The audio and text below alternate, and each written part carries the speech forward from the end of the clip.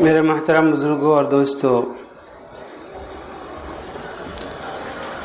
اللہ تعالیٰ نے انسانی دنیا کو ایک فرد سے بنایا ہے۔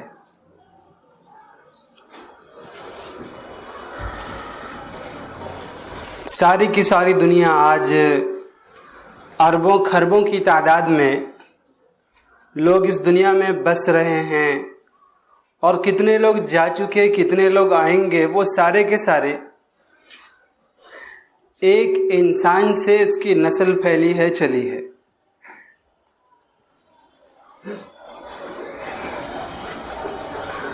ابو البشر حضرت آدم علی نبینا وعلیہ الصلاۃ والسلام کہ حضرت آدم علیہ السلام کے ذریعے سے ہی ساری انسانی دنیا کا وجود ہوا ہے۔ مرد، عورت، یہاں کے رہنے والے، وہاں کے رہنے والے، عربی، عجمی، اس قبیلے کے، اس قبیلے کے، اس نسب کے، اس نسب کے، اس برادری کے، اس برادری کے، سب کچھ کی جڑ جو ہے، اصل جو ہے، وہ حضرت آدم علیہ الصلاۃ والسلام تک پہنچتی ہے۔ بعد میں پھر مختلف انداز میں علاقوں کے اعتبار سے الگ الگ نام ہو گئے، پھر کچھ خاص جماعتوں میں ٹکڑیوں کے اعتبار سے الگ الگ نام ہو گئے۔ اس کی وجہ بھی اللہ تعالیٰ نے بتلائی ہے تاکہ پہچان ہو، آپس میں ایک دوسرے کا تعارف آسان ہو جائے، ورنہ سارے کے سارے اصل جا کر وہیں جڑتے ہیں۔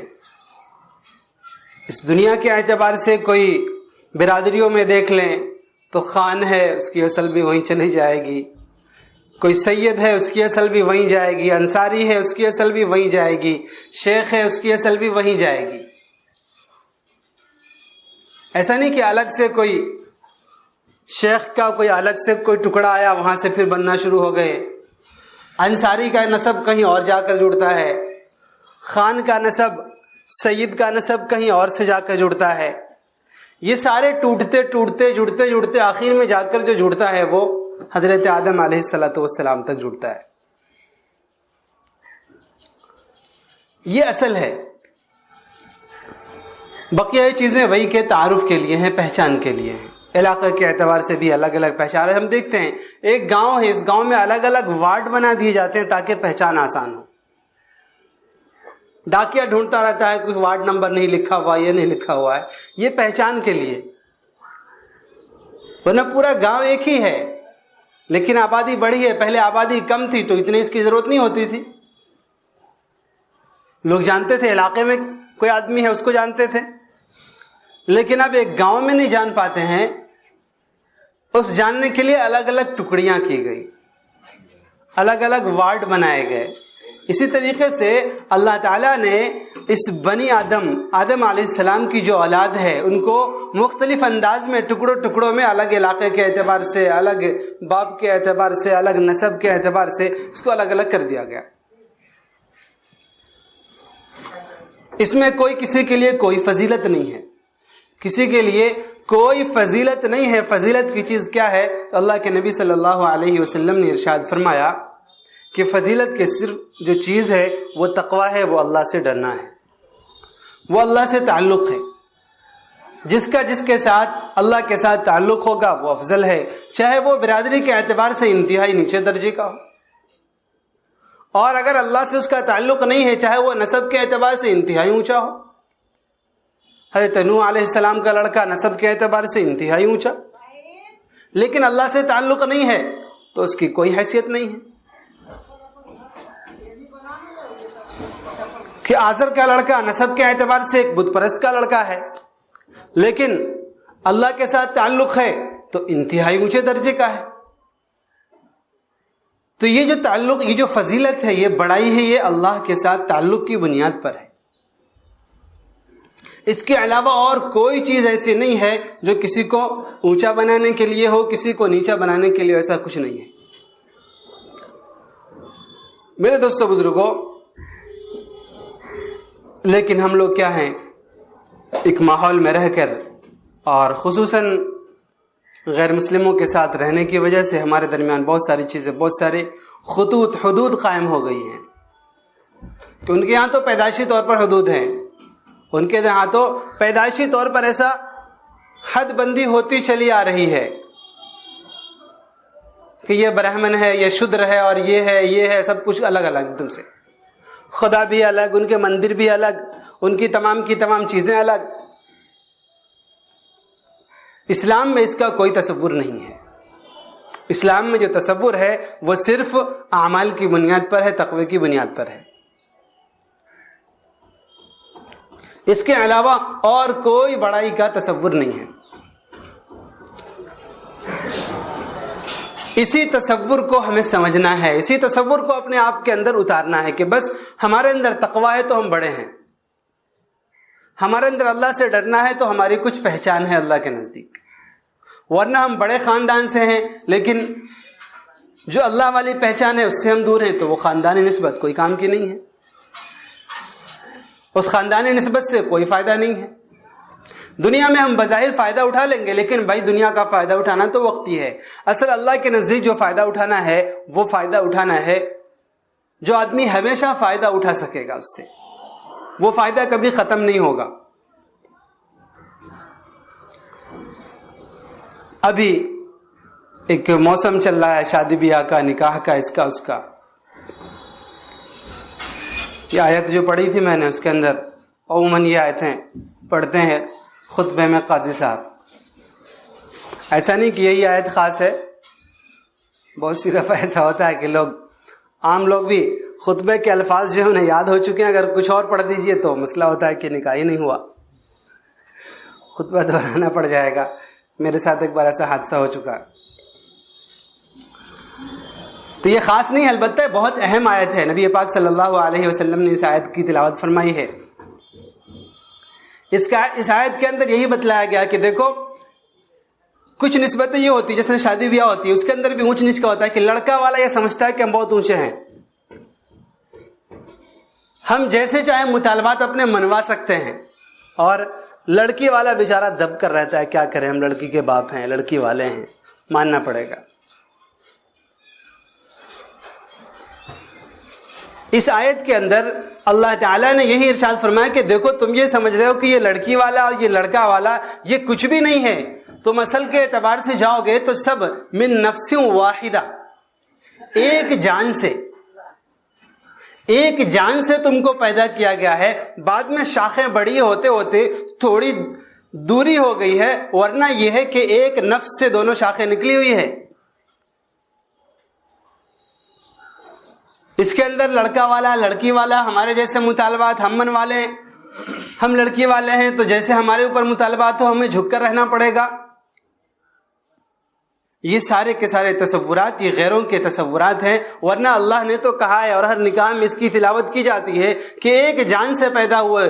تم یہ سمجھو کہ جو لڑکی والا جس کو تم کہہ رہے ہو یہ لڑکی والا کون ہے، یہ سمجھو کہ تمہاری بہن کے رشتے کا ہے، تمہاری بہن کے برابر ہے، تمہاری پھوپھی خالہ ماں اس کے برابر ہے، اسی نسبت سے ہے یہ کہ سوچو کیا تمہاری بہن کا رشتہ ہو رہا ہو، تم سے کچھ مطالبات کچھ زیادہ کیا جائے تو کیا تم پر بوجھ محسوس ہوتا ہے؟ نہیں ہوتا۔ اگر تمہارے اوپر بوجھ محسوس ہوتا ہے تو یہ سمجھو کہ وہ بھی تمہاری بہن ہے، کیوں من نفس واحد، ایک ہی جگہ سے آئے ہو تم دونوں، سلسلہ ایک ہی ہے، اسے بھی اپنی بہن اسے اپنی بیٹی سمجھ کر کے اس سے رشتہ کرو۔ یہ تعلق جو جڑ رہا ہے یہ بہت بے راہ رویہ ہے۔ ایک عجیب سا یہ ہے کہ کچھ بھی سننے کو تیار نہیں ہوتا لڑکا والا، کچھ سننے کو تیار نہیں، ہم لڑکے والے ہیں۔ اس کے ساتھ جس کے نسبت جڑ گئی، باراتی جا رہے ہیں تو پتہ نہیں کہاں سے ان کے اندر وہ جوش جذبہ ترنگ آ جاتا ہے کہ جیسا چاہا ہم نے جو چاہا مطالبہ کر لیا، لڑکی والوں نے پنڈال لگا رکھا، کچھ لگا رکھا، اس کو توڑ دیا، پھاڑ دیا، کھانا ہے اس کو ضائع کر دیا کھانے میں کہ یہ کم ہے اور وہ کم ہے اور یہ زیادہ ہے، ایسا نہیں، ایسی بوٹی لاؤ اور ویسی بوٹی لاؤ، اس میں خالی شروع دوڑ رہا ہے۔ یہ ساری چیزیں ہوتی ہیں، ہم لوگ کرتے ہیں۔ صرف اس تصور کی بنیاد پر کہ ہم باراتی، ہم لڑکے کے ساتھ ہماری نسبت جڑی ہوئی ہے، اور بیچارہ لڑکی والا یہ سب کچھ برداشت کرتا ہے.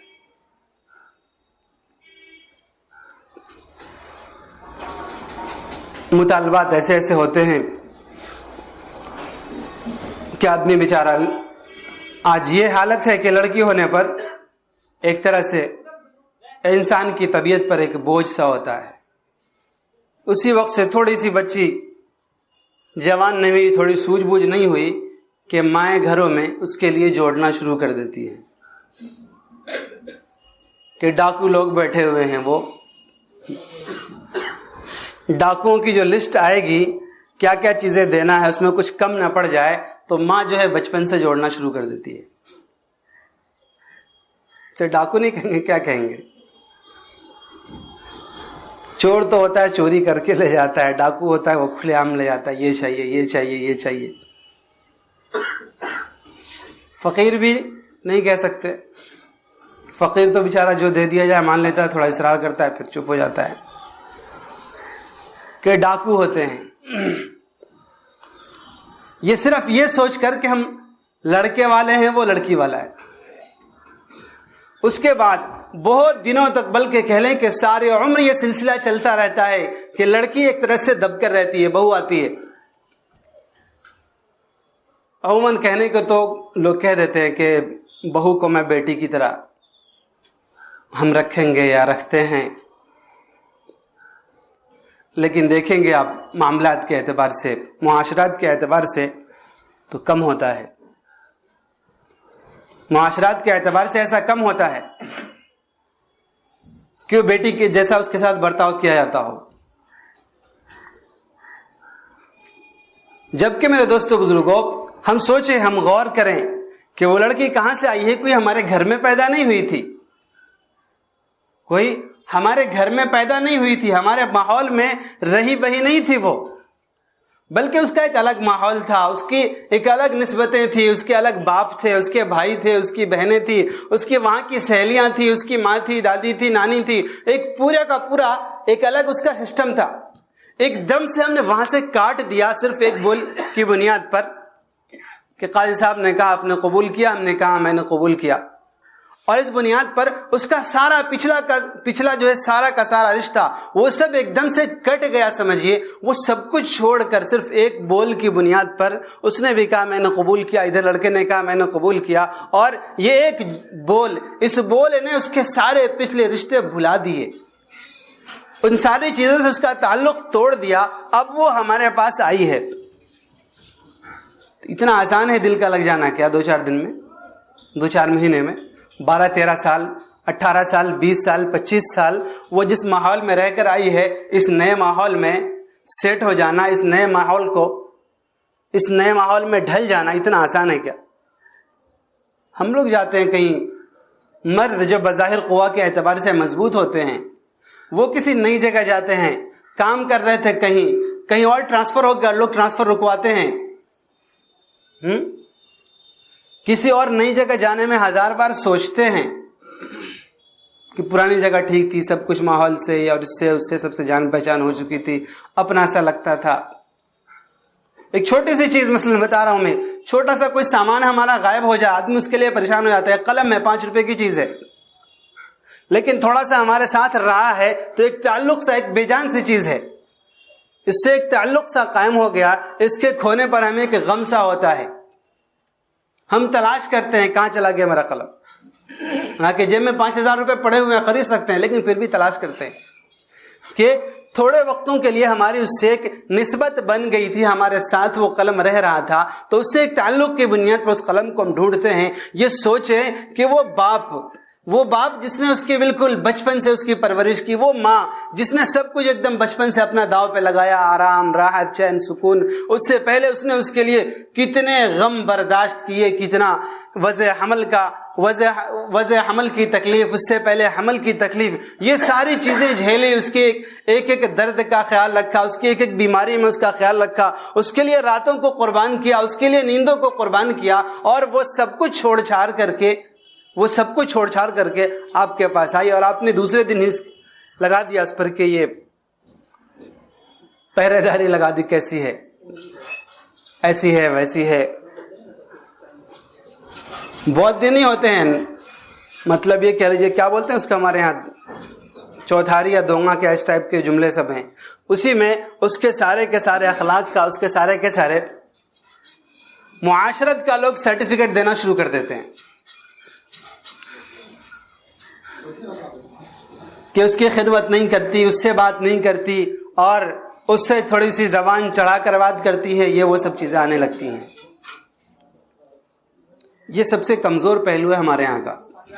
ایسا نہیں ہے کہ لڑکیوں کے اندر خرابی نہیں ہوتی, نہیں, انسان ہیں وہ بھی ہیں, لیکن عموماً ہمارے اندر یہ نفسیات بیٹھی ہوتی ہے کہ اب ہم اس کو شادی کر کے لائے ہیں تو ہم جیسا کہنے ایک دم سے ویسی ہو جائے, ایک دم سے مشین ہے, سوئچ آف کیا سوئچ آن کر دیا بس ایسے ہو جائے. وہ بھی نہیں, مشین جیسی نہیں, آٹومیٹکلی ہو جائے. مشین میں تھوڑا سا ہاتھ بڑھانا پڑتا ہے, کچھ کرنا پڑتا ہے, نہیں, یہ خودکار بٹن کی طرح سے کام کر جائے, جیسا ہم سوچ رہے ہیں ہماری سوچ کے مطابق ایک دم سے اس کی سوچ بن جائے. یہ عموماً ہوتا ہے. اس سے پہلے کہ بہت سارے بکھڑے ہیں اس کو لانے کے لیے, بیچارہ وہ اپنے جان کا ٹکڑا دے رہا ہے, اپنے بدن کا ایک حصہ آپ کو دے رہا ہے, اس کے بعد پھر اس کے ساتھ مطالبات ہوتے ہیں کہ یہ نہیں دیا, وہ نہیں دیا, کیا دیا.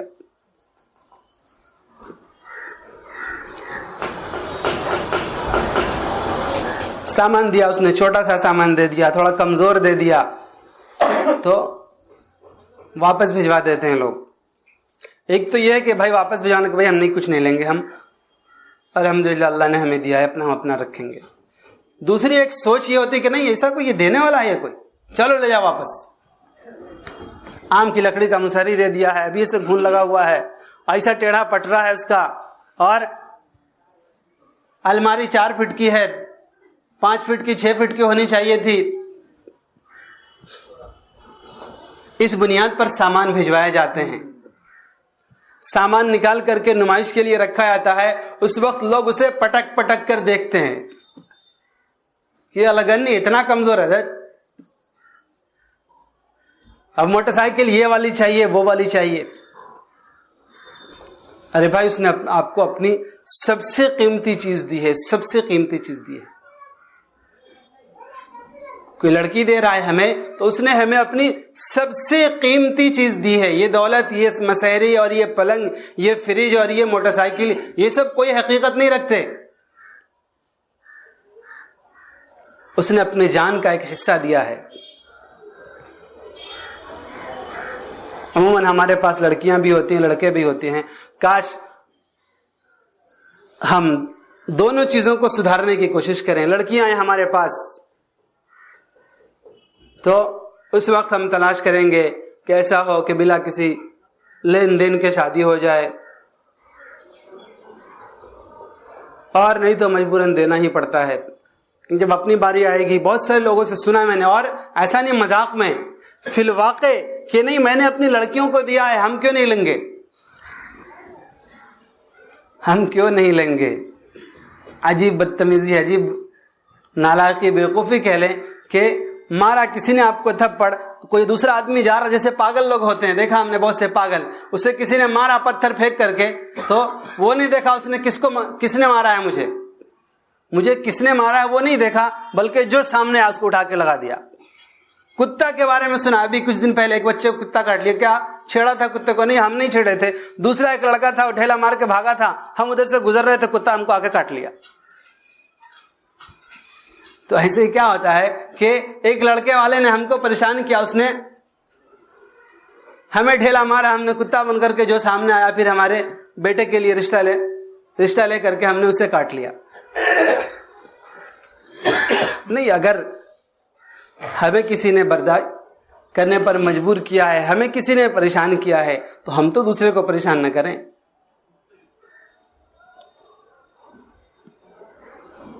اس لیے ان چیزوں میں ابھی یہ موسم ہے, خاص خیال رکھنا ہے.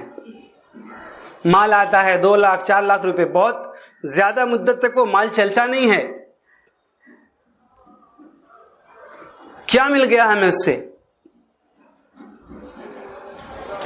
اور یہ پورا ماحول بنا ہوا ہے. بہت مشکل ہے اصل میں اس سے چھٹکارا پانا, لیکن اگر کوئی چھٹکارا پانے کی کوشش کرے اللہ اس کا ساتھ دے گا, جنت میں اسے جگہ ملے گی. نبی پاک صلی اللہ علیہ وسلم اس سے خوش ہوں گے کہ پورا ماحول ایسا بنا ہوا ہے کہ شادی کا سامان مثلاً آیا, سارے کے سارے لوگ, محلے کی عورتیں آ کر کے, بلکہ دعوت دی جاتی ہے کہ اس کا سامان آیا, چلو دیکھنے چلتے ہیں کیا کیا آیا. گنتی ہوتی ہے, یہ چیز اتنا آیا, یہ چیز اتنا آیا, اور فہرست جہیز بنتا ہے, ملایا جاتا ہے باضابطہ کہ سامان دیا, بیٹی کو دیا, جو دینا تھا دیا اس نے. اب اس میں دوسرے کا کیا بنتا ہے کہ وہ دیکھے کیا دیا نہیں دیا, اور اس موقع پر پھر موازنہ کیا تھا کہ فلاں آدمی کو تو وہ زبردست سامان دیا تھا, اس کا تو کچھ بھی نہیں اس کے سامنے میں سامان. ہم اگر لڑکے والے ہیں ان چیزوں سے بچیں, ہم پڑوس والے ہیں ان چیزوں سے بچیں. اس موقع پر بہت ساری چیزیں ہیں. خطبہ کے اندر جو آیت پڑھی جاتی ہے اس پہ ہم سوچیں, اس کو غور کریں, اس کا ترجمہ سنیں سمجھیں. ہم حدیث جو پڑھی جاتی ہے النکاح من سنتی, اس کا مطلب ہم سمجھیں, تو پھر انشاءاللہ ہماری زندگی پرسکون ہوگی, پورا کا پورا ہمارا ماحول پرسکون بنے گا. ورنہ تو نیندیں غائب ہو جاتی ہیں, لوگ پریشان ہو جاتے ہیں. نبی پاک صلی اللہ علیہ وسلم کے زمانے میں شادی کرنا انتہائی آسان عمل تھا, انتہائی آسان عمل تھا. اتنا آسان عمل تھا کہ نبی پاک صلی اللہ علیہ وسلم صحابہ رضی اللہ عنہم اجمعین کے نزدیک سب سے زیادہ محبوب شخصیت تھے. اپنی جانوں سے زیادہ وہ اللہ کے نبی سے محبت کرتے تھے. اپنی اعلی اولاد, اپنی بیوی بچوں سے زیادہ وہ اللہ کے نبی صلی اللہ علیہ وسلم سے محبت کرتے تھے. ان کے عام جملے تھے کہ اللہ کے نبی, جو کچھ میرا آپ پر خرچ ہو گیا وہ مجھے زیادہ محبوب ہے اس کے مقابلے میں جو میرے پاس بچا رہ گیا. یہ ہر صحابی کے اندر کا جذبہ تھا. لیکن ان کے نکاح ہوتے تھے, اللہ کے نبی کو پتہ بھی نہیں چلتا تھا. ان کے ہاں شادیاں ہوتی تھی, اللہ کے نبی صلی اللہ علیہ وسلم کو معلوم بھی نہیں ہوتا تھا. معلوم ہوا بعد میں آ رہے ہیں مجلس میں تو دیکھا کچھ پاؤڈر ووڈر لگ گیا ہے, کچھ لگ گیا ہے, تو یہ کیا ہے بھائی؟ تو اللہ کے نبی میں نے نکاح کیا ہے. اچھا نکاح کیا, چلو ولیمہ کرو. آپ صلی اللہ علیہ وسلم غصہ نہیں ہوئے. آج ہمارے یہاں یہ ہوتا ہے, ارے ہم کو دعوت بھی نہیں دیا, پوچھا بھی نہیں, اور پھر اس دعوت دینے میں لمبے چوڑے بکھیڑے ہوتے ہیں. کسی کو صرف کارڈ دے دیا, الگ سے فون نہیں کیا, تو کارڈ تو کسی کو دے دیا جاتا ہے. ایسے کہیں دعوت دیا جاتا ہے, کسی کو خالی فون کر دیا, کارڈ نہیں دیا, تو ایسے چلتے پھرتے کوئی مل گیا کہہ دیا, تو چلتے پھرتے کہہ دیا تھا وہ کوئی دعوت ہے. اور پھر اس میں بھی بہت سے جو قریبی رشتے دار ہوتے ہیں ان کے الگ الگ مطالبات ہوتے ہیں کہ ہم آئیں گے, ہمارے لیے گاڑی آئے گی وہاں سے, تب ہم یہاں آئیں گے, نیوتا پورنے جائیں گے. اور اس میں پھر کپڑے, واپسی میں کپڑے دیے جاتے ہیں, لیے جاتے ہیں. وہ پھر دیکھا جاتا ہے کہ وہ کیسا کپڑا لایا, اور پھر ادھر سے جانے میں بھی کیسا کپڑا دیا, ہم تو اتنا اچھا دیے تھے, ہم کو یہ دیا. یہ ساری چیزیں ہم کرتے ہیں, یہ ساری چیزیں ہم کرتے ہیں. اتنا مشکل ہو گیا ہے, اپنے غیر کوئی نہیں بخشتا ہے. قریبی لوگ چھوٹی چھوٹی باتوں پر کہ کھانا ہم کو نہیں پوچھا, کھانے میں بارات کو کھلا دیا گیا اور سب کو کھلا دیا گیا, ہم کو پوچھا نہیں معلوم ہوا. کبھی چچا ناراض ہو گیا, کبھی پھوپھا ناراض ہو گیا, کبھی خالو ناراض ہو گیا, کبھی ماموں ناراض ہو گیا. چھوٹی سی بات پر, کھانے پینے کے لیے, کسی اور بات کے لیے, ناشتے کا ڈبہ نہیں ملا, یہ نہیں ملا, کپڑا اچھا نہیں ملا. کتنی حقیر چیزیں ہیں یہ ساری کی ساری چیزیں. لیکن اتنا ان کو ہم نے جوڑ دیا ہے شادی کے ساتھ, شادی کے رسوم و رواج کو ایسا ہم نے جکڑ لیا ہے, پکڑ لیا ہے دانتوں سے کہ یک سر منہ بھی اس سے ہم انحراف پسند نہیں کرتے. ہمارا ماحول اس کو برداشت نہیں کرتا ہے کہ سب کا کھایا تھا, پورے گاؤں کا کھایا تھا, اور اپنے بیٹا بیٹی کا شادی کیا تو چپے سے شادی کر لیا, کسی کو نہیں پوچھا. اب چاہے اس بیچارے کی حیثیت ہو نہ ہو, چاہے وہ سود پر قرض لے. میں پہلے سمجھتا تھا کہ ہمارے ہاں ہمارا مسلم معاشرہ سود سے بچا ہوا ہوگا, یا زیادہ سے زیادہ سود لیتے ہوں گے, کاروباری دکاندار سود لیتے ہوں گے. لیکن جب ماحول میں رہنا شروع کیا تو اندازہ ہوا مجھے، میں نے محسوس کیا ہے کہ چھوٹی چھوٹی چیزوں پر، بڑی بڑی چیزوں پر لوگ آرام سے سود لے لیتے ہیں. بہت آرام سے سود پر آدمی قرض لیتا ہے. شادی کے موقع پر سود پر قرض لیا، کچھ اور ہو گیا سود پر قرض لیا. ایسی ایسی چیزوں کے لیے میرے پاس آئے مسئلے کہ میں سوچ نہیں سکتا تھا کہ یہ آدمی بھی سود پر قرض لے گا. مجھ سے بہت اچھے تعلقات ہیں، بظاہر دینداری ہے، 5 وقت کا نمازی ہے، مجھ سے انتہائی قریبی تعلق ہے، لیکن بات چلی ایسے تو بتا رہا کیا کہیں، سود بھرتے بھرتے پریشان ہے. اسے کس نے مجبور کیا؟ بھائی ماحول نے ہمارے مجبور کیا. بیشتر لوگ قرض لے کر کے شادیوں میں قرض لیتے ہی ہیں. کیوں لیتے ہیں؟ کہ ہم نے اسے کھانے کے لیے پریشان کیا، ہم نے اس کے اوپر اپنا ناجائز مطالبہ ٹھوکا کہ ہم کھائیں گے، ہم نے کھلایا تو ہم کھائیں گے نہیں. اب تو اللہ کا فضل ہے، خود بہت کچھ کم ہوا. پہلے سنتے وہ بنتا تھا، رجسٹر بنا رہتا تھا، اس میں فلاں اتنا پیسہ دیا ہے فلاں نے. اب اس کے ہاں کوئی شادی ہو رہی تو ایک آدمی ٹیبل کرسی لگائے ہوئے رجسٹر لیے ہوئے بیٹھا ہوا ہے کہ ہاں فلاں آدمی کا اتنا پیسہ، اتنا پورا ہوا اور اتنا ایڈوانس ہوا. یہ زبردستی کا قرض کا لین دین ہے. اس کے یہاں اگلی شادی ہوئی، لال لال موٹی موٹی جو ساہوکار لوگ ڈائری بنا کر رکھتے ہیں، کپڑے کا جلد ہوتا ہے اس پر لگا ہوا جو پھٹے نا، وہ ڈائری، وہ رجسٹر بنے رہتے تھے. اللہ کا فضل ہے یہ ختم ہوا ہے. یہ ہم نے ختم کیا ہے، آپ نے ختم کیا ہے. تھوڑی اور کوشش کر لیں، ہم کسی کو دعوت دیں، وہ نہ آئے تو اس پر ہم ناراض بھی نہ ہو. ایسا بھی ہوتا ہے بس اوقات گھر والے ناراض ہو جاتے ہیں، ارے دعوت میں آیا ہی نہیں، یا ہمیں دعوت نہ ملا ہم ناراض نہ ہو. اللہ کے نبی صلی اللہ علیہ وسلم سے زیادہ قریبی تعلق جو صحابہ کا تھا اتنا کسی کا کسی سے نہیں ہو سکتا ہے. لیکن شادیاں ہوتی تھی، حضور اکرم صلی اللہ علیہ وسلم کو خبر نہیں ہوتی تھی، خبر ہوتی تو ناراض نہیں ہوتے تھے. ہم اتنے قریب نہیں ہو سکتے کسی کے بھی، اور وہ تو ایمان کا حصہ ہے. اللہ کے نبی صلی اللہ علیہ وسلم سے محبت کرنا ایمان کا حصہ ہے. اس حصے کے باوجود، اس محبت کے باوجود یہ آسانیاں تھی شادیوں میں ان کے یہاں. کہ اللہ کے نبی صلی اللہ علیہ وسلم کی حدیث ہے نا کہ کوئی شخص اس وقت تک مومن ہو ہی نہیں سکتا جب تک کہ وہ مجھ سے سب سے زیادہ محبت نہ کرنے لگ جائے. کم سے کم برکت ہی کے لیے تو بلا لیتے صحابہ. ہم لوگ بلواتے ہیں دور دور سے، بزرگان کو بلاتے ہیں کہ نکاح میں ہمارے فلاں صاحب نے ہمارا نکاح پڑھایا، فلاں بزرگ نے نکاح پڑھایا. صحابہ حضور کو بزرگ نہیں مانتے تھے، لیکن بات یہ تھی کہ آسانی مطلوب تھی. آپ صلی اللہ علیہ وسلم نے ارشاد فرمایا ہے، برکت ہم جس کو سمجھتے نا، برکت کا مفہوم اللہ کے نبی صلی اللہ علیہ وسلم نے نکاح کے تعلق سے بتلایا ہے کہ سب سے زیادہ بابرکت نکاح کون تھا؟ جس میں حضرت مولانا فلاں صاحب دامت برکاتہم وہ تشریف لائیں. نہیں، اعظم النکاح برکہ ایسرھا مؤنہ، سب سے بابرکت نکاح. اور نکاح کی برکت کیا ہے؟ ہر چیز کی برکت یہ ہے کہ اس کا جو مقصد ہے اس مقصد سے آدمی پورے طور پر منتفع ہو سکے، وہ برکت ہے اس کی. کھانے کی برکت یہ کہ کھانے کا جو اصل مقصود ہے اس سے آدمی کو غذائیت حاصل ہو، اسے قوت و توانائی حاصل، یہ کھانے کی برکت ہے. تو نکاح کی برکت کیا ہے کہ نکاح کا جو مقصود ہے، نکاح کا مقصود یہ ہے کہ ماحول کے اندر حیا، پاک دامنی پیدا ہو، نگاہوں کی حفاظت پیدا ہو، شرم کا ماحول پیدا ہو، تقوی کا ماحول پیدا ہو. یہ نکاح کا مقصد ہے. یہ مقصد کیسے حاصل ہوگا؟ جو مقصد حاصل ہوگا اسی کو برکت کہیں گے. اس برکت کے بارے میں نبی پاک صلی اللہ علیہ وسلم نے ارشاد فرمایا ہے کہ سب سے بابرکت نکاح، سب سے بابرکت نکاح وہ ہے جس میں سب سے کم خرچ ہو.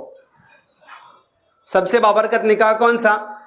جس میں سب سے کم خرچ ہو. یہ دونوں طرف کے لیے، لڑکی والے کے لیے بھی نہیں، اور ایسا نہیں کہ صرف اسی کے لیے خاص ہے، لڑکے والے کے لیے نہیں، دونوں کے لیے ہے کہ دونوں اپنی حد میں رہ کر جتنا کم سے کم تکلف کر سکیں. یہ مطلوب ہے. تکلف کی بھی اجازت ہے، ایسا نہیں ہے کہ ایک دم سے تکلف ختم کر دیا ہے، نہیں. اس کی بھی اجازت رکھی گئی ہے، بھائی آپ کا ایریا اس حساب سے ہے، ٹھیک ہے آپ بلائیے 1000 لوگوں کو 2000 لوگوں کو بلائیے، لیکن اس کے اندر بھی بہتر بہرحال تکلف ہے. یہ بھی نہیں کہ ایک دم سے لوگ پوچھ لیتے ہیں بس اوقات بارات لے جانا جائز ہے ناجائز ہے. یہ عجیب سا سوال ہے. بارات کے مقصد کو سامنے رکھے اگر ہم، جو مفاسد آج کل ہوتے ہیں کہ نہیں ہم 200 باراتی لائیں گے اور یہ کھائیں گے، خسی کھائیں گے اور مچھلی کا بھونا کھائیں گے اور یہ کھائیں گے وہ کھائیں گے، یہ سب چیزیں دیکھیں تو الگ حکم ہے. اور ایک عام سی بات ہے، کوئی ہم بڑا کام کرتے ہیں، کوئی خیر کا کام کرتے ہیں، اس کے اندر 2-4 لوگ ہوتے ہیں، کوئی فائدے کی چیز ہوتی ہے، ہم زمین رجسٹری کرواتے ہیں، اس کے اندر 2-4 لوگوں کو بلوا لیتے ہیں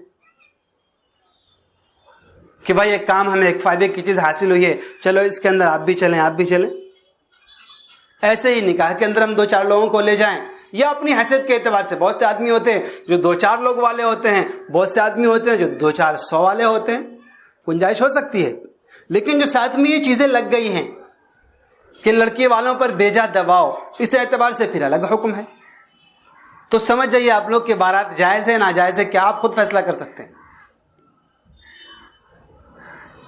تو ایسا نہیں ہے کہ ایک دم سے کہہ دیا جائے. اچھا ایک چیز یہ ہوتی ہے، اللہ کرے سمجھ میں آ جائے ہمیں، سنت اور خلاف سنت. ایک چیز بیچ کی بھی ہوتی ہے بھائی. سیدھا سا جو سنت سے ہٹ کر ہو اس کو سیدھا خلاف سنت کہہ دینا یہ بھی مناسب نہیں ہے. ایک ہم لوگ سیدھا فتویٰ دے دیتے ہیں، ارے اتنا خرچہ کیا، مثلا کسی مولوی نے مثلا خرچ کر دیا. عموماً ایسا جو فتویٰ دیا جاتا ہے نا وہ مولویوں پر، اگر کوئی مولوی نے خرچ کر دیا، اسے اللہ نے تھوڑی وسعت دی ہے ٹھیک ٹھاک سے کیا، ارے مولوی صاحب ہو کر کتنا خرچہ کیا، اب بڑا تقریر کرتے. تو دیکھو ایک تو سنت ہے اور ایک خلاف سنت ہے، اس کے بیچ کی بھی چیز ہے،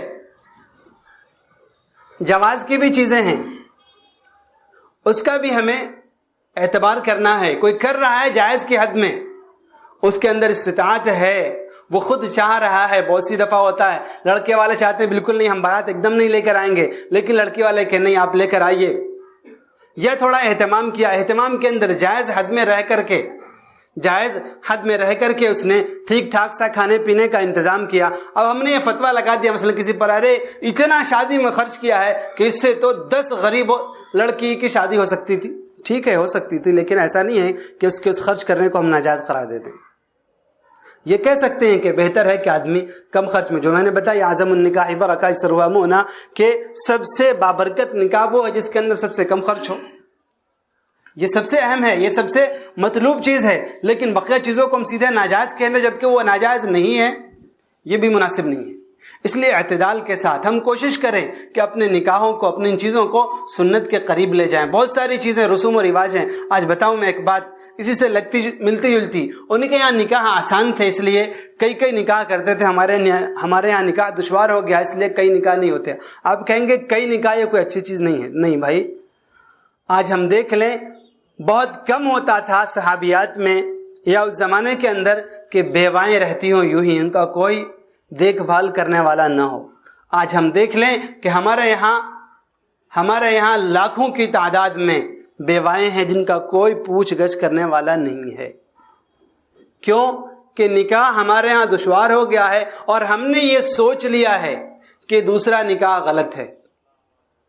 دوسرا نکاح کسی نے کر لیا، کسی نے ہمت کر لی تو شہوت پرست ہے اور یہ ہے اور وہ ہے، عائش پرست ہے. یہ سارے کے سارے اس پر لیبل لگ جاتے ہیں. یہ بھی صحیح نہیں ہے. نبی پاک صلی اللہ علیہ وسلم نے نکاح کیے ہیں، صحابہ رضی اللہ عنہم اجمعین نے کئی سارے نکاح کیے ہیں، اور اس کے ذریعے سے بہت ساری چیزوں کا سدباب ہے. عورتوں کے حقوق اس کے ذریعے سے وابستہ ہیں، دوسرے تیسرے چوتھے نکاح کے ذریعے سے. صرف عیش پرستی کے لیے، شہوت پرستی کے لیے دوسرا تیسرا نکاح نہیں ہے. یہ ضرورت کے تحت ہے، یہ پاک بازی کے لیے ہے. ایک عورت جو شوہر سے مل چکی ہے اس کے بعد اس کے لیے پھر حیا کو باقی رکھنا، اس کے لیے پھر شرم کو باقی رکھنا زیادہ دشوار ہے بمقابلہ اس کے جو ابھی عورت سے ملے ہی نہیں، جو نابالغ، جو ابھی غیر شادی شدہ ہے. اس کے لیے شرم کا پردہ زیادہ موٹا ہے بمقابلے اس کے جو اس حد کو پار کر چکی ہے، ایک بار شوہر سے مل چکی ہے. اس لیے بیواؤں کا نکاح، مطلقاؤں کا نکاح یہ زیادہ ضروری ہے. اس کی بھی ہمیں فکر کرنی چاہیے. کوئی باپ مثلا عجیب عجیب باتیں ہوتی ہیں, کسی کی بیوی مر گئی, اس نے نکاح کر لیا تو بیٹے سارے ناراض ہو جاتے ہیں, بیٹیاں ناراض ہو جاتی ہیں, اس کی پھر دیکھ بھال کرنا چھوڑ دیتے ہیں کہ نہیں ضرورت کی چیز ہے اسے, اور شریعت نے اسے جائز قرار دیا ہے, شریعت نے اسے جائز قرار دیا ہے. اس کے ذریعے سے حقوق وابستہ ہیں, اس کے ذریعے سے اس کی حیا پاک دامنی وابستہ ہے. پھر اسے ہم کون ہوتے ہیں کہنے والے کہ غلط ہے صحیح ہے. اس لیے بہت ساری چیزیں ہیں نکاح سے متعلق, ہم ان کو جان کر پوچھ کر جتنی آسانی ہو سکے ہم آسانی کے ساتھ نکاح کرنے کی کوشش کریں. بیٹیاں ہمیں اللہ تعالیٰ نے ہمیں دولت دی ہے, ہم بیٹیوں کو دینا چاہتے ہیں, وراثت میں ان کا حصہ دیں. عموماً ہوتا ہے کہ ہم نکاح میں تو بہت کچھ دے دیتے ہیں, وراثت میں نہیں دیتے. ہمیں اندیشہ ہے کہ بیٹے ہمارے مرنے کے بعد نہیں دیں کہ ہم ابھی سے دے سکتے ہیں. گرچہ وراثت کا اصل مسئلہ یہ ہے کہ مرنے کے بعد ہوتا ہے, لیکن ہمیں اندیشہ ہے کہ مرنے کے بعد بیٹیوں کو ہمارے بیٹے کچھ نہیں دیں گے, کچھ نہیں دیں گے, تو ہم ابھی سے ان کے لیے وصیت کر سکتے ہیں. وصیت تو خیر نہیں ہوگی, ہم لکھ سکتے ہیں ان کے نام سے. حق دونوں کا برابر رکھ کر, ایسا نہیں کہ پھر بیٹی کی طرف جھکا ہو جائے, نہیں, برابری کرتے ہوئے, لیکن شادیوں کے موقع پر ہم نہ دیں. شادیوں کے موقع پر دینا, چاہے ہمارے اندر شہرت کی خواہش ہو یا نہ ہو, لیکن باہر والے تو یہ دیکھیں گے, ایک مثال بنے گی, کہہ رہے اس نے فلاں آدمی نے اتنا دیا اپنی بیٹی کو, وہ جہاں بہو بن کر جائے گی وہاں یہ رہے گا, کہہ رہے اس کو تو اتنا دیا گیا. دوسری بہو آئے گی تو موازنہ کیا جائے گا کہ فلاں لڑکی آئی تھی وہ اتنا سارا سامان لے کر آئی تھی, یہ آئی ہے تو اس کے پاس تو کچھ بھی نہیں ہے. اس لیے ان چیزوں میں ہم احتیاط کریں. بیٹیوں کو دینا ہے جو ضروری چیزیں وہ دے, بعد میں ساری زندگی پڑی ہوئی ہم دے سکتے. اس موقع پر بیٹے بھی یہ نہ ہو کبیدہ خاطر نہ ہو, کہہ رہے سب کچھ تو کیا کہتے ہیں ہماری بہنیں ڈھوڈو کے لے آتی ہے, سب کچھ تو ناتیے کے لیے, سب کچھ تو نتنیہ کے لیے. بھئی حق ہے اس کا. ہم سوچتے نہیں کہ بیٹی کی شادی کر دی, اب اس کے بعد بیٹی کو کسی چیز کی ضرورت ہے, پیسے کی ضرورت ہے, باپ سے نہیں مانگ سکتی. اسے ہمارے یہاں معیوب سمجھا جاتا ہے. بیٹے کو ضرورت ہے, شادی ہو گئی, کاروبار کی ضرورت ہے, باپ کاروبار کر کے دے گا. عجیب بات ہے. پوتا کو پڑھانا ہے, پوتے کا داخلہ کروانا ہے, 2 لاکھ 4 لاکھ روپے لگے گا تو کون دے گا؟ دادا دے گا. اور ناتی نے اگر مانگ لیا, بیٹی نے مانگ لیا تو بڑا غضب ہو گیا. یہ غلط چیزیں ہیں. اس کا حق برابر کا حق ہے. ایسا نہیں ہے کہ شادی کے بعد اس کا حق ختم ہو گیا, شادی ہوئی اور کاٹ دیا ہم نے, سب کچھ بھی اس کا حق نہیں رہا. نہیں, دونوں کا برابر کا حق ہے. جیسے پوتے تک کی ہم خبر گیری کرتے ہیں, پوتا ہمارا اچھا پڑھ لے, پوتا ہمارا اچھا لکھ لے, بیٹے کا اچھا کاروبار ہو جائے, ایسے ہی بیٹی کے لیے بھی ہم فکر کریں کہ بیٹی کی زندگی اچھی گزر جائے, بیٹی ہماری ٹھیک ٹھاک سے رہے, بیٹی کا جو نسب ہے وہ بھی ٹھیک ٹھاک سے چلتا رہے, اس کے خاندان والے ٹھیک ٹھاک رہیں. یہ ساری فکر ایک باپ کو کرنی چاہیے. بھائی کو برداشت کرنا چاہیے, یہ حق ہے, برداشت کرنے کی تو کوئی بات ہی نہیں ہے. برداشت تو وہاں پر جبکہ بیٹے کا حق مانا جاتا ہو, وہ تو حق دیا جا رہا ہے اسے اس کا. اس لیے ہم لوگ نکاح کے موقع پر کوشش کریں کم سے کم خرچ ہو تو زیادہ سے زیادہ برکت ہوگی. بقیہ اس کا حق, ہماری بہن ہے تو اس کا حق ہم سے متعلق ہے, ہماری بیٹی ہے تو اس کا حق ہم سے متعلق ہے. وراثت میں ہم بہنوں کو حصہ دیں, وراثت میں ہم اپنی بیٹیوں کے لیے ہم حصہ مقرر کریں, ہم اپنی وراثت میں پھوپھیوں کو حصہ دیں. باپ نے نہیں دیا ہے, ہم کوشش کریں, تلاش کریں, پھوپھی کو ہم دے نکال کر کے. ورنہ اگر اس نے نہیں لیا, بسا اوقات, اور نہیں لیا کیا ہوتا ہے آج کل, تو میں یہ کہہ رہا ہوں, اسے فتویٰ نہیں سمجھیے گا, ایک بات کہہ رہا ہوں میں اسے, کہ آج کل یہ ہے کہ زبردستی دو اپنی بہنوں کو, زبردستی دیا جائے اپنی پھوپھیوں کو, چاہے وہ کہیں کہ نہیں مجھے نہیں چاہیے, میں نے وقت دیا. کیسے ہم سوچ سکتے ہیں کہ وہی بیٹی, وہی بہن جب وہاں جاتی ہے, سسرال میں جاتی ہے, وہاں پر شوہر کا تعلق ہو, شوہر میں بٹوارا ہو رہا ہو شوہر کے بھائیوں میں, تو وہ بہن تو, وہ بیٹی تو تھوڑا بھی برداشت کرنے کے لیے تیار نہیں ہوتی ہے. وہ شوہر کے کان بھرتی ہے, کہہ رہے وہ سب اچھی زمین وہ لے لیا, آپ ایسے ہی رہ گئے. کہ وہ بہن, وہ بیٹی وہاں پر تو شوہر میں ذرا سا بھی پیچھے ہٹنے کو تیار نہیں ہے, اور بھائی سمجھ کر کے, بھتیجا سمجھ کر کے وہ پیچھے ہٹ جائے گی. نہیں, یہ ماحول نے اسے پیچھے ہٹا دیا کہ لوگ کہیں گے گھرے کیسی ہے نہیں. اس لیے ہم زبردستی دیں, اپنی بہنوں کو حصہ دیں, ہم ضرور دیں, نہ لے پھر بھی ہم دیں, بعد میں وہ جو چاہیں کریں. یہ پوچھنا نہیں, پوچھنا تو حماقت کی بات ہے کہ تو حصہ لے بھی کہ نہ لے بھی. ارے اس کا حصہ اسے دینا ہے، اس لیے ہم زبردستی دیں، اپنی پھوپھیوں کو اپنی بہنوں کو ہم ضرور حصہ دیں، زبردستی دیں، باقی اس کے بعد اس کی مرضی ہے۔ انشاءاللہ اس طرح کریں گے تو ہمارے درمیان محبتیں بھی باقی رہیں گی۔ ہم سمجھتے ہیں کہ حصہ لے لینا یہ محبت کے اندر کمی کر دیتا ہے، نہیں، یہ حماقت ہے۔ اگر اس کے ذریعے سے محبت کے اندر کمی ہوتی ہے تو یہ غیر اسلامی کمی ہے۔ ہم اس کو انشاءاللہ ماحول بنائیں گے تو یہ ماحول ہمارے درمیان محبت کو پیدا کرے گا، اخلاق ہمارے اندر آئیں گے، پھر ہماری غذا حلال ہوگی۔ ہمارے باپ نے اگر پھوپھی کو حصہ نہیں دیا ہے، ہمیں معلوم ہے، ہم نے تحقیق کی ہے، اس کے بعد ہم نے حصہ نہیں دیا، ہم جان بوجھ کر کے اگر کھیتی میں حصہ نہیں دیا ہے، اس کھیت سے ہم غلہ حاصل کر رہے ہیں، حرام کا حصہ ہم کھا رہے ہیں۔ بہن کو ہم نے حصہ نہیں دیا ہے، اس کا ایک دوسرے کا حصہ ہم کھا رہے ہیں۔ اس لیے بہت ساری چیزیں اس سے وابستہ ہے، اس نکاح سے متعلق۔ اس لیے ان تمام چیزوں کو اپناتے ہوئے آسانی کے ساتھ نکاح آسانی کے ساتھ کرنا ہے، اس کے ساتھ جو پھر وراثت کے حقوق ہیں ان کو بھی بہت خوش اسلوبی سے ہم انجام دیں۔ انشاءاللہ آپس میں محبت بڑھے گی، آپس میں اخلاق زندہ ہوں گے، اور ہم حلال کھائیں گے، حرام سے بچتے ہوئے زندگی گزرے گی، پھر تمام کی تمام چیزوں میں ہمیں برکت نظر آئے گی۔ اللہ تعالی ہمیں عمل کی توفیق عطا فرمائے، جن کی سنتیں باقی ہو پوری کر لیں۔